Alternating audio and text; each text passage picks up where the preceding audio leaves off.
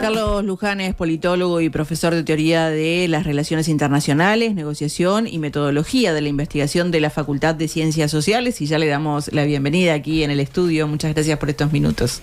No, es un placer estar con ustedes. Bueno, queríamos comenzar por esta cumbre del Mercosur, ¿no? Porque miércoles y jueves transcurrió allí en Río de Janeiro la cumbre del Mercosur, que tuvo algunas particularidades, como por ejemplo el pasaje de presidencia pro tempore, que lo recibe Paraguay. También estuvo la despedida de Alberto Fernández, que deja en lugar a Javier Milei. Y bueno, entonces, en este contexto, queríamos consultarte sobre tu opinión de qué es lo que se puede sacar en limpio de lo que fue estas jornadas. Bien, yo creo que para poder evaluar esta cumbre, la primera pregunta que uno se debe hacer es cuáles son los objetivos que se tienen. Dicho en otros términos, más allá del evento específico, si pensamos hacia el 2030, bueno, ¿dónde queremos estar como país y como región? Esa es la primera cosa. Entonces, yo diría que la agenda externa del Mercosur, en sus avances, tiene poco que mostrar.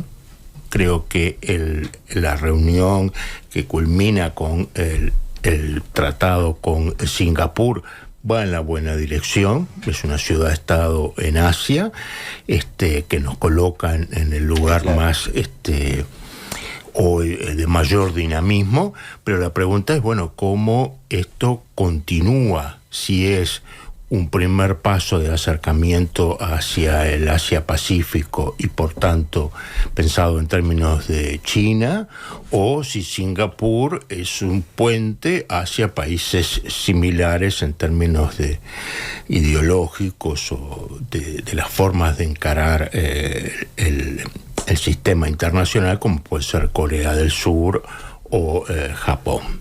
Entonces por ahí me parece que hay un primer punto a resaltar. Lo segundo, me parece que estamos en un momento de muchísima incertidumbre. ¿Sí? La cumbre hay que pensarla en términos geopolíticos, en una década del 20 con mucho cambio, con muchas cosas. El 23 de febrero próximo vamos a hacer 2 años de una guerra casi olvidada en este momento, como la de Ucrania. El 7 de octubre creo que cambian también nuevamente las relaciones internacionales, y en particular ahí ya me voy de lleno al tema europeo, ¿sí? Que justamente tiene frente a estas situaciones que replantearse qué es lo que va a hacer con los apoyos a Ucrania, con un Estados Unidos que probablemente tenga una mirada mucho más concentrada en Medio Oriente, y por supuesto también en su antagonismo con China, en una Europa que por lo tanto se pregunta, bueno, ¿cómo nos vamos a hacer cargo de esta situación? ¿Sí? Entonces, en síntesis, yo lo que te diría es, más que en síntesis, para empezar a conversar, todo acuerdo entre regiones o de regiones con países implica que haya dos. Entonces, a veces creo que nosotros nos concentramos mucho en la dinámica interna de lo que pasa en nuestra región, lo cual está muy bien, pero olvidamos que para que haya acuerdos, como hubo con Singapur tiene que estar de acuerdo con el acuerdo, la Unión Europea tiene que estar de acuerdo, o China tiene que estar de acuerdo. ¿Por qué son tan lentos los procesos? ¿Por qué en tantos años se ha avanzado tan poco? Bueno, yo creo que tendrías que mirarlo también en clave comparada. Digo, por ejemplo, los acuerdos posibles entre la Unión Europea y Estados Unidos también llevan muchos años, habían avanzado con Obama, luego Trump los desmonta, no vuelven a ocurrir, o el TCP-11 con los países del Pacífico ha ido y venido. O sea, esos son los tiempos de los acuerdos. Lo que pasa es que a veces uno mide los tiempos diplomáticos en términos a veces de nuestra vida.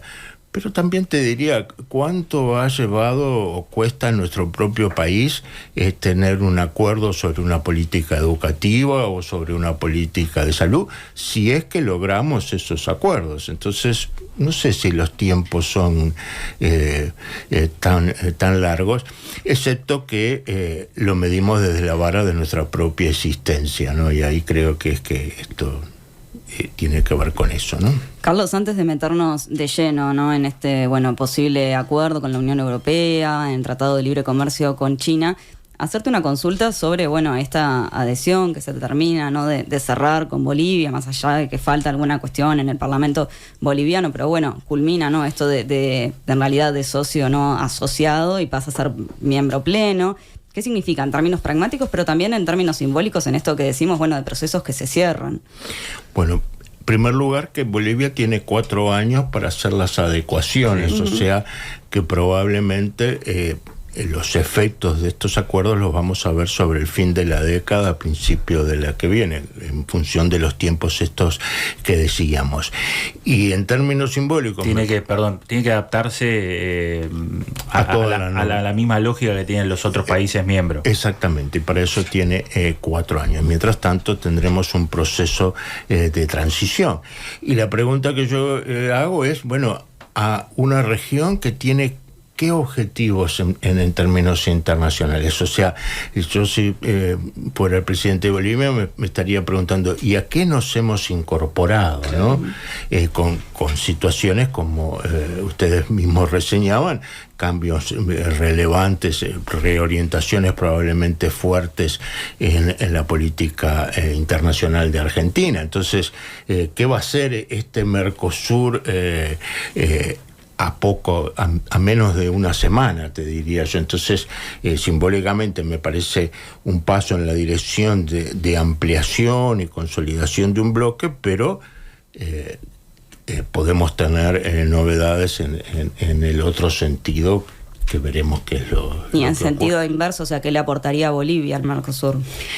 Yo creo que Bolivia, entre otras cosas, amplía el número de pequeños países, hace que Paraguay y Uruguay no sean los únicos atrapados entre las lógicas de Brasilia y Buenos Aires. Creo que va en la buena dirección de una integración sudamericana, muestra que es posible, pero también Bolivia tiene que poder mostrar que hay resultados tangibles para su gente, para las bolivianas y los bolivianos que les significan algo. Que es el problema, creo, que tenemos en todos los países, bajar estos acuerdos a decir, qué cosas tangibles nos benefician, nos dan ventajas, o qué costos o restricciones nos imponen, ¿no? Carlos, ¿crees que sería positivo el acuerdo con la Unión Europea en los términos que se plantea hoy? Mira, yo creo positivo que para el Mercosur. Parte del asunto es que yo no sé cuáles son los términos en los que se va a retomar la negociación. Yo creo que estamos en un impasse. Me parece que en el 2024 esto va a quedar congelado, no solo por la presidencia pro tempore de Paraguay, que ya, como ustedes lo planteaban, lo ha adelantado, sino porque tampoco Bélgica y las sucesivas, creo que es República Checa, pero puedo estar equivocado, sean parte de las prioridades, ¿sí? Entonces, ¿cómo vamos a rediscutir esto? En el momento geopolítico que estamos para Europa, me parece que la prioridad es la propia Europa, ¿sí? Como, entre otras cosas, frente a la eventualidad de un triunfo de Donald Trump en Estados Unidos y que les deje la situación de Ucrania en sus manos, van a hacer frente a esto.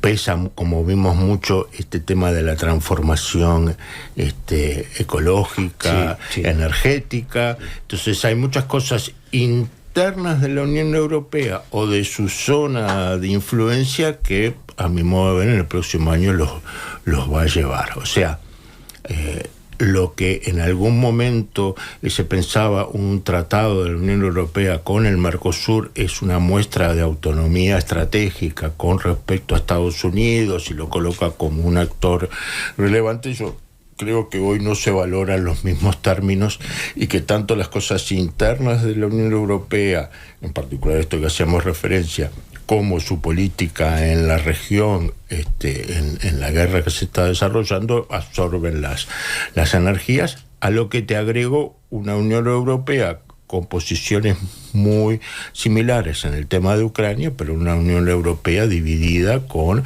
respecto al tema palestino y los vínculos con Israel. El propio presidente Sánchez ha hecho de la Unión Europea en este momento declaraciones muy fuertes con respecto a la situación de los palestinos en Gaza, no compartida por muchos otros. Entonces, creo que todo eso absorbe las energías europeas y debemos esperar un impasse del 2024. Entre otras cosas, como decía, también para que se ponga en claro qué es lo que pasa con Estados Unidos y qué orientación va a tener. Bueno, y hablando de acuerdos, la calle Pou también dijo que cree que no hay voluntad de avanzar en el acuerdo con China con el Mercosur, y volvió a repetir que sabe que los servicios exteriores de los países vecinos han hablado con China, con el gigante asiático, para que no avance bilateralmente con Uruguay. Fernández incluso reconoció esto.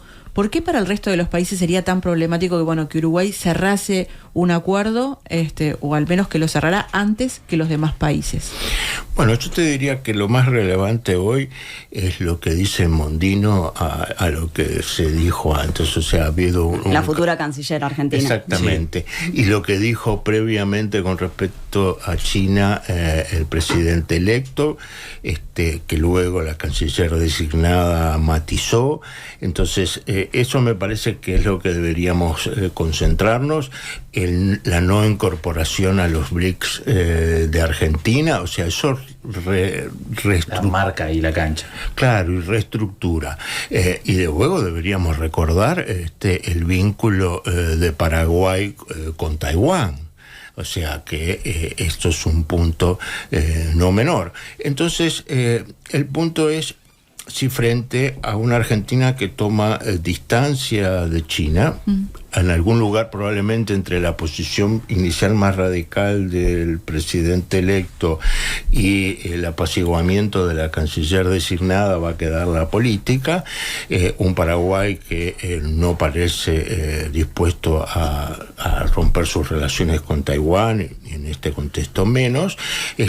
La pregunta es cómo se posiciona Brasil al no poder ser acompañado por los otros países, y si Uruguay de alguna forma en sus vínculos entre hacerlo solo y hacerlo con todo el Mercosur, si hay una oportunidad de en diferentes velocidades acompañar a Brasil en ese vínculo. Que vuelvo a lo que decíamos al principio, estos acuerdos son entre dos, sea el Mercosur o países del Mercosur con la Unión Europea, sea el Mercosur o países del Mercosur con China.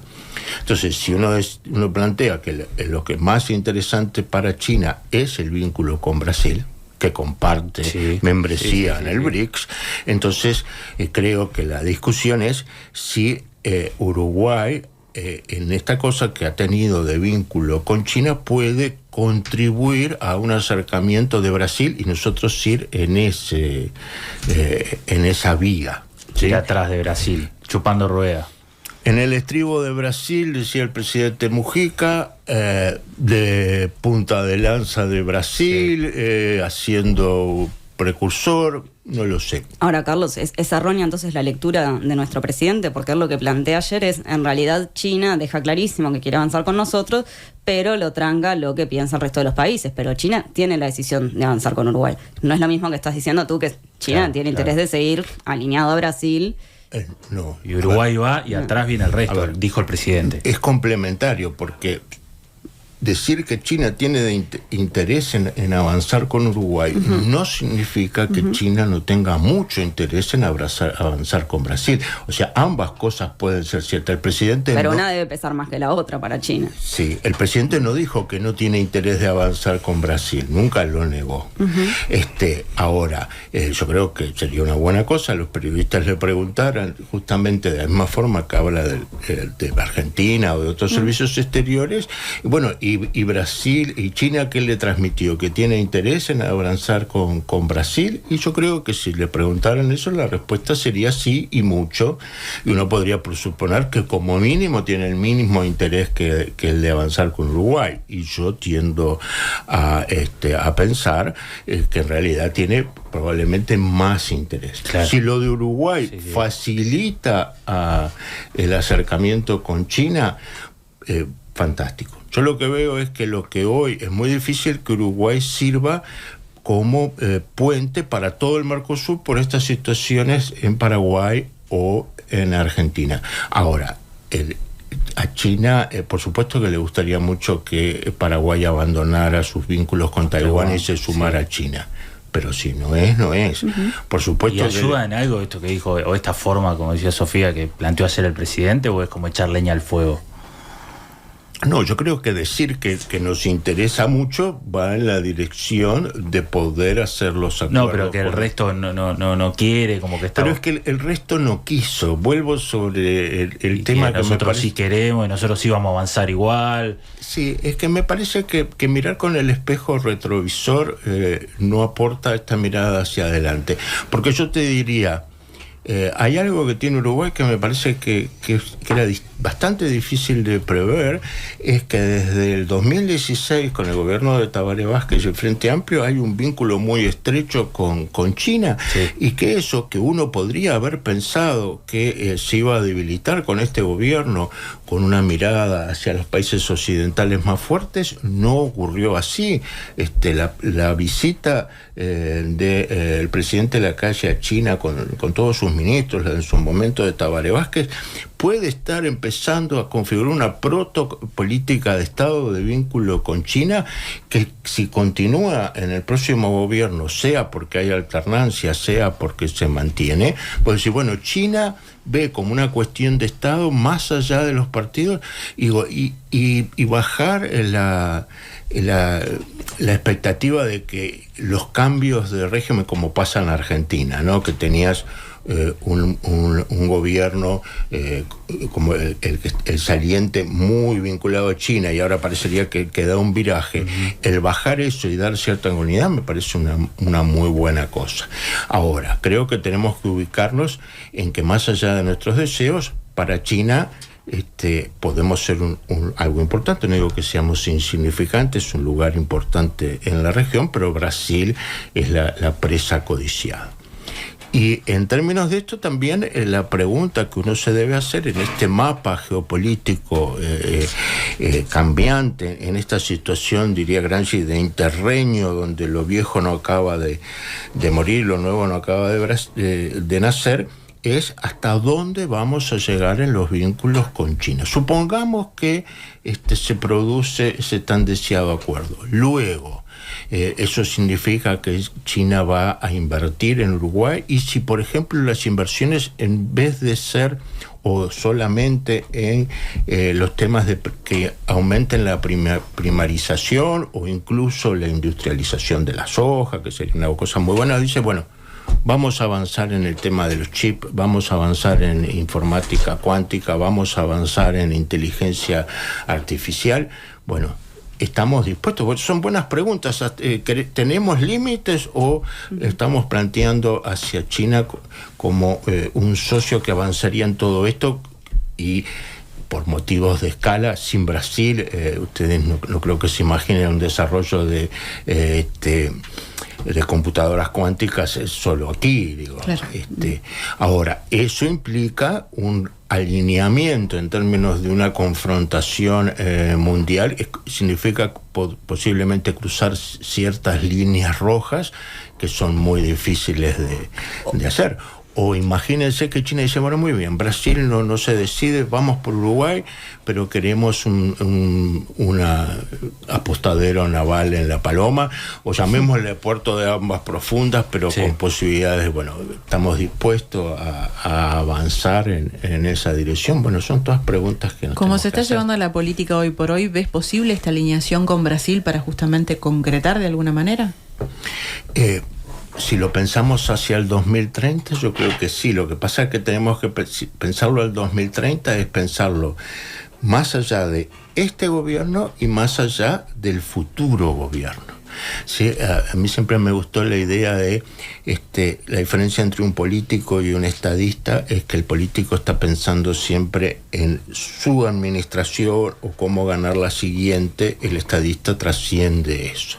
Entonces, hoy creo que todos podemos compartir que quién va a ser el presidente en el 2030 en Uruguay es una alta incertidumbre. ¿Será la segunda presidencia de la calle Pou? ¿Será un gobierno de izquierda? Más allá de lo que prefiramos o no, pero si nos planteamos eso, entonces, ¿qué estamos sembrando hoy para cosechar en el 2030? Con esa incertidumbre de que realmente nadie sabe si estaremos en un gobierno frentista o del Partido Nacional en el 2030. Entonces, si nos pensamos en esos términos, decimos, bueno, capaz que si acordamos esto, con el velo de la ignorancia, podemos tener una mirada. Porque esos son los tiempos también chinos. O sea, si la diplomacia en el mundo marcha de alguna forma a un ritmo lento y parsimonioso, y lo conversábamos con Europa, China marcha a un ritmo estratégico y de miradas de largo. O sea, ellos están pensando cómo van a celebrar el 2049, el centenario de la revolución. Esa es la mirada, no es el 2030. Entonces, no pensemos que con China hacemos acuerdos coyunturales. Carlos, ¿qué pasa con estas declaraciones que hizo nuestro presidente de la República la semana pasada en la cena del CED, que dice, tuvimos mala suerte con las relaciones internacionales, no tuvimos mucha suerte? ¿Eso es reconocer a esta altura del periodo que hubo una mala o deficiente política internacional? ¿Cómo hay que interpretarlo? Mira, me parece que tiene que ver a la concepción que vos tenés de la política internacional. La política internacional no es un juego con la naturaleza, donde decimos, bueno, nos fuimos nosotros 4 de camping y tuvimos la mala suerte de que llovió.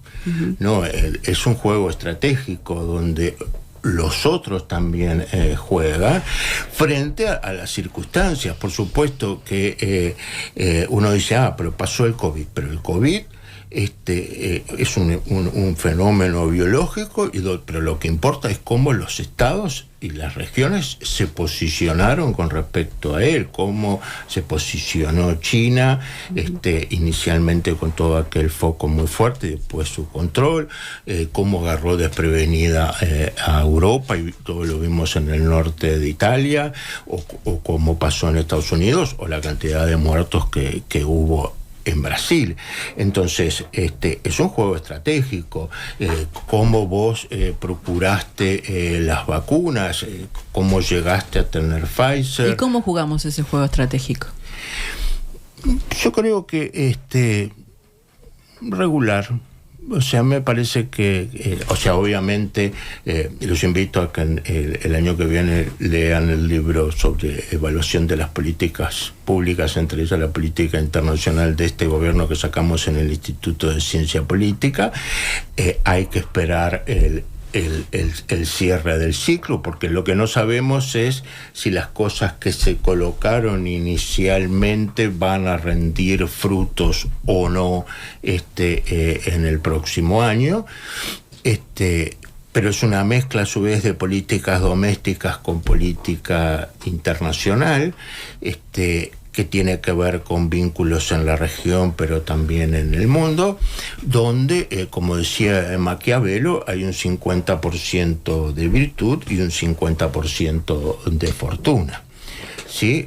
La fortuna no fue adversa, bueno, habría que ver en cada momento las adversidades, pero sobre todo lo importante es la virtud, las capacidades que se tuvo para hacerlo. ¿Y esa capacidad fue regular?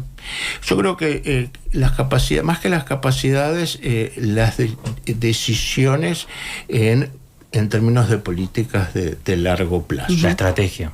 Claro, o sea, los países, yo siempre en mis clases en teoría, en la licenciatura de Relaciones Internacionales de Derecho, plantea, hay 3 tipos de países en materia internacional: los que tienen una mirada estratégica, los que tienen un comportamiento táctico, ¿sí?, en términos de su pensamiento, y los que no tienen.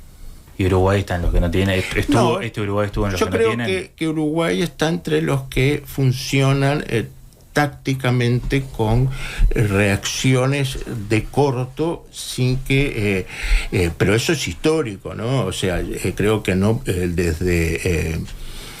creo que desde el regreso a la democracia tuvimos con el canciller Iglesias una mirada estratégica que sobre el fin del primer gobierno de Sanguinetti se perdió. Que tuvimos una mirada estratégica con Jorge Valle, ¿sí? Ser la gran espada de Estados Unidos y del ALCA y de porque las estrategias, la existencia de la estrategia va más allá de si nos gusta la estrategia o no nos gusta. Me parece que no fue así luego en otros temas. Creo que tuvimos la incorporación al Mercosur tenía una cosa entre estratégica y táctica por un tipo de construcción de Mercosur muy comercialista, y luego me parece que en el ciclo progresista hubo una estrategia que tuvo mucha fuerza, si se quiere, en la primera mitad del ciclo, y que luego fue perdiendo, sea por cansancio. Pero bueno, me han obligado a hacer una síntesis para lo que no venía preparado. Y ahora yo no siento que haya una gran estrategia. O sea, cuando uno recuerda el anterior canciller, cuando decía, bueno, no nos acercamos a Estados Unidos y estamos vinculándonos con China porque Estados Unidos no nos da corte, para decirlo coloquialmente. Bueno, también es esa cosa, vos elaborás estrategias, pero si del otro lado golpeás en la puerta y no te abren, es muy difícil. Pero creo que esa es la discusión, y espero que en las campañas electorales veamos y se pongan sobre la mesa justamente las estrategias, que quizás hasta sean más de dos, ¿no? O sea, no sé si hay una única, si hay dos estrategias en juego, o si no hay miradas internacionales. O sea, para decirlo en otros términos, la mirada internacional del Partido Colorado no creo que sea similar a la de Cabildo Abierto, por ejemplo. O uno podría decir, bueno, las miradas de Orsi o Cose o Vergara en términos internacionales coincidirán, no coincidirán. Claro. Y en algunos casos habrá miradas y en otros no. A veces, yo qué sé, capaz que mañana vemos y Rafa está muy metida hacia adentro y poco hacia afuera. Clarísimo. Carlos Luján, muchísimas gracias por esta mañana. No, muchas gracias a ustedes, y creo que sin el apoyo de la Universidad de la República, que tanto en la Facultad de Derecho como en Ciencias Sociales me permite investigar y tener un contacto a nivel de grado y posgrado con los estudiantes, esto no sería posible, y bueno, también quiero agradecer esas posibilidades. Muchas gracias.